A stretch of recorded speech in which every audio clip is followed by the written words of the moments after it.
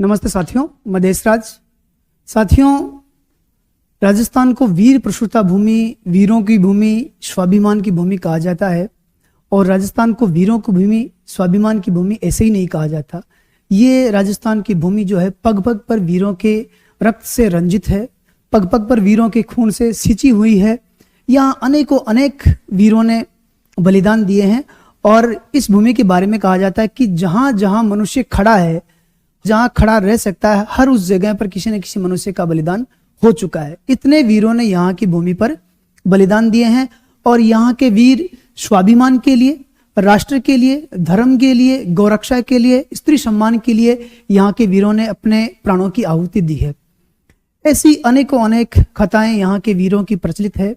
अनेक कथाएं जो इतिहास के पन्नों में कहीं ना कहीं दबी हुई है, जिनको पढ़ने का मौका, जानने का मौका सबको नहीं मिलता है। सौभाग्य से कुछ लोगों को मिल जाता है। साथियों, मैं आज आपको एक ऐसे वीर की कहानी बताऊंगा जिसने अपने राष्ट्र के लिए, राष्ट्र के स्वाभिमान के लिए अपने प्राणों को बहुत तुच्छ समझा और प्राणों की बाजी पलक झपकते ही लगा दी। आज मैं आपको कहानी बताऊंगा बूंदी के एक सैनिक कुंभा हाड़ा की, जिन्होंने अपने राष्ट्र और राष्ट्र के स्वाभिमान के लिए अपने प्राणों की बाजी लगा दी और प्राणों का महत्व कुछ भी न समझा अपने राष्ट्र के स्वाभिमान के आगे। बात उस समय की है जब मेवाड़ पर महाराणा लाखा का शासन हुआ करता था। और राणा लाखा ने किसी बात पर बूंदी के हाड़ा चौहानों से कुपित होकर के ये प्रतिज्ञा ले ली थी कि मैं बूंदी का जो तारागढ़ है उसको जीतूंगा, और जब तक मैं उसको जीतूंगा नहीं तब तक मैं अन्न और जल ग्रहण नहीं करूंगा। प्रतिज्ञा ले तो ली, लेकिन प्रतिज्ञा बड़ी कठोर थी। और महाराणा के सामंतों ने समझाया कि महाराज, बड़ा असंभव और कठिन प्रतिज्ञा आपने ले ली है, क्योंकि बिना अन्न और जल के आप कब तक जिंदा रह सकते हो। और इतनी जल्दी बूंदी जैसे राज्य को जीतना और उसके दुर्गम और अजय दुर्ग तारागढ़ को जीतना बड़ा मुश्किल है। इतना आसान नहीं है कि जब तक आप अन्न जल ग्रहण नहीं करो तब तक हम उसको जीत लें। तो सभी सामंतों की जो है बैठक हुई और ऐसा कोई उपाय निकालने की बात हुई कि कम से कम महाराणा के प्राण बचे और प्रतिज्ञा भी बच जाए, दोनों ही काम हो जाए। सभी सामंतों ने मिलकर के महाराणा को सुझाव दिया कि महाराज, जब हम बूंदी जीतेंगे वो तब जीतेंगे, बाद की बाद में देखी जाएगी, लेकिन अभी आपके प्राण बचना ज्यादा जरूरी है। तो ऐसा करते हैं कि हम लोग एक बूंदी का जो तारागढ़ है वो नकली तारागढ़ चित्तौड़गढ़ के बाहर बनाते हैं और उस पर हमला करते हैं। उसको आप जीत लीजिए, अपनी प्रतिज्ञा पूरी कर लीजिए, उसके बाद में आप अपना अन्न जल ग्रहण करें और बाद में हम बूंदी पर आक्रमण करेंगे और उसको भी जीत लेंगे। लेकिन आपका जीवित रहना, आपका स्वस्थ रहना, आपका अन्न जल ग्रहण करना बहुत जरूरी है। और सामंतों के आग्रह पर राणा लाखा मान गए और उन्होंने कहा कि भाई ठीक है, बना लो, नकली तारागढ़ बना लो एक बार, तो उसी को जीतेंगे और प्रतिज्ञा पूरी करेंगे, उसके बाद में असली तारागढ़ को जीता जाएगा। तो नकली तारागढ़ बनाया गया और योजना के अनुसार महाराणा अपनी छोटी एक सैनिक टुकड़ी लेकर के आगे बढ़े उसको जीतने के लिए।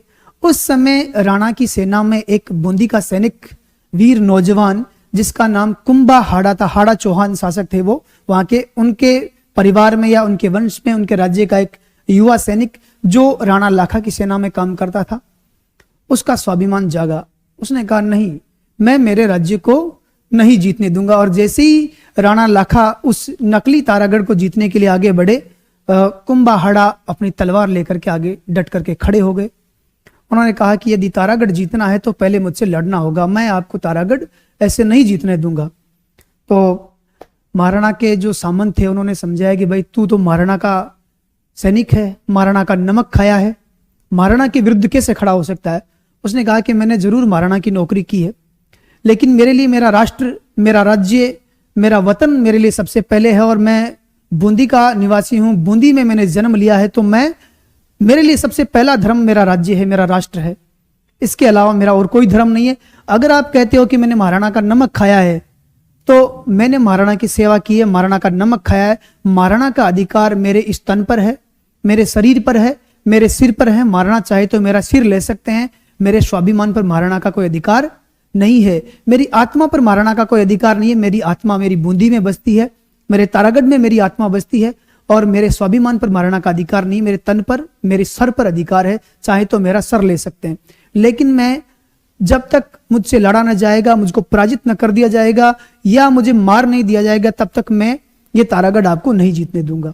सामंतों ने और समझाया कि भाई ये तो नकली तारागढ़ है, नकली बूंदी है, इसमें क्या फर्क पड़ता है, जब तुम असली तारागढ़ जीतने जाएंगे तब तुम वहां लड़ देना।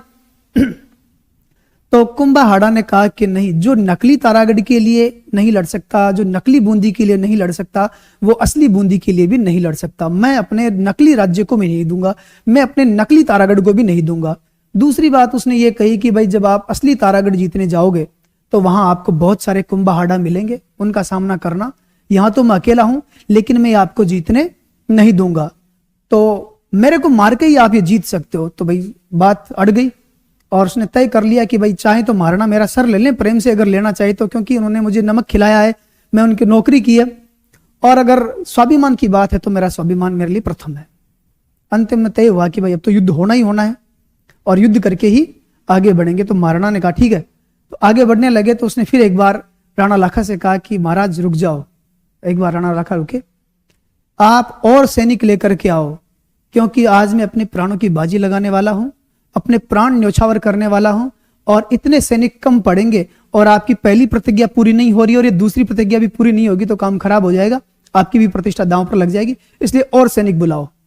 तो उसके जोश, जज्बे और अपने उसकी राष्ट्रभक्ति को देख करके सबने समझ लिया कि आज भारी पड़ेगा, और सैनिक बुलाए गए। युद्ध हुआ, घड़ी भर युद्ध चला और कुंभाहाड़ा ने अपने प्राणों की बलि दी। तो ऐसी राजस्थान की भूमि है जिसने ऐसे वीर पैदा किए, जो नकली राज्य, नकली दुर्ग भी नहीं दे सकता, वो असली तो देने की बात दूर की है। ऐसी भूमि होने के कारण ही राजस्थान की भूमि को वीर प्रसूता भूमि, वीरों की भूमि, वीरों की जननी कहा जाता है। और बूंदी राज्य के जो राजकवि रहे हैं सूर्यमल मिश्रण, उन्होंने भी ऐसा एक दोहा लिखा है, कहनी सबरी हूं सकी दो उर उल्टी दा, दूध लजानो पूत सम और वले लजानो नाह। यानी कि हे सहेली, मैं सब बातों को सहन कर सकती हूँ, केवल दो ही बातें हैं जो मेरे हृदय को घाव करती हैं।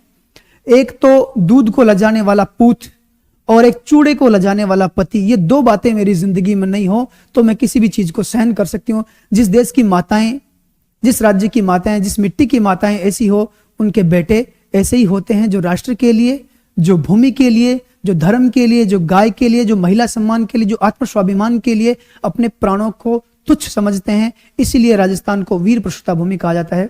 जय भारत।